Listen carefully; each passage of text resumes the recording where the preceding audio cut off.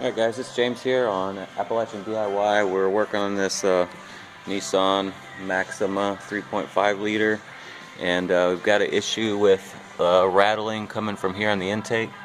So we've narrowed it down to this this power valve actuator right here. Basically what happens is whenever the solenoid here activates and sends vacuum to this, it opens this valve right here and there's a rattle inside. So basically what's happening is a pretty common problem is that possibly a screw or something like that has come loose, or something's broken on the other end of this power valve actuator. So what you're going to want to do is pull the intake and get a look inside. There may be a loose screw or something like that.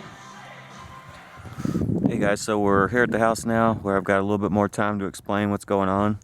I've got the power valve off. I already replaced it, obviously at work, but what's happening basically on this car, and what's pretty common, is whenever vacuum gets applied here, it closes, or changes the position of this butterfly right here, and sometimes these screws will get loose or fall out or something like that, and they'll kind of get in the intake, or they may fall down into the cylinders or something like that. But on this one is actually just the movement of this, like this shaft is worn out.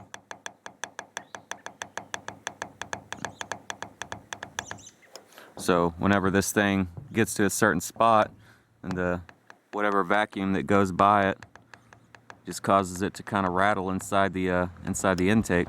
So the noise that we're experiencing was only at certain engine speeds or vehicle speeds, whenever the computer decides to activate that solenoid, and put the vacuum on here and change the position of this butterfly. But it's only going to be at a certain engine speed, and I may or may not have said it at work, but if you're trying to recreate the noise and you're by yourself, you can actually just push this when the car's running. You can actually just manually change this and see if the noise comes or goes. So that's how you kind of narrow it down to what's going on. So to pull this off, you don't actually have to pull the whole intake off. You have enough room where you can just pop these bolts out here, these 312s. You can pop that out and then just kind of wiggle it out and see what's going on. But if you already have to pull the intake or whatever like I did, then it's just kind of easier once you get the intake off to mess with this. But you don't actually have to do that. But if you pull this out and it seems fine, but you're convinced that something's going on inside the intake, you can pull the intake and see. But if one of these screws actually does fall out, then it's probably going to be in the engine somewhere, and pulling the intake off may or may not do any good. But these screws can damage valves or jam spark plugs shut or something like that. There's a lot of things that can cause.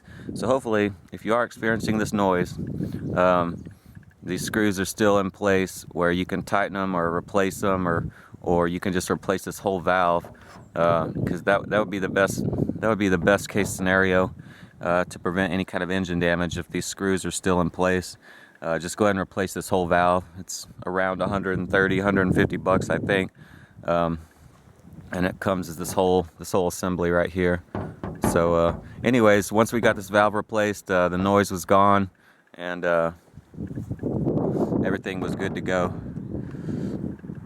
So thanks for watching, and hopefully this is a pretty common problem, so hopefully it solves your problem if you're experiencing that noise, that kind of rattling noise at certain engine speeds. Just don't forget, if you want to recreate it, just kind of pull this open and close and see if the noise comes and goes.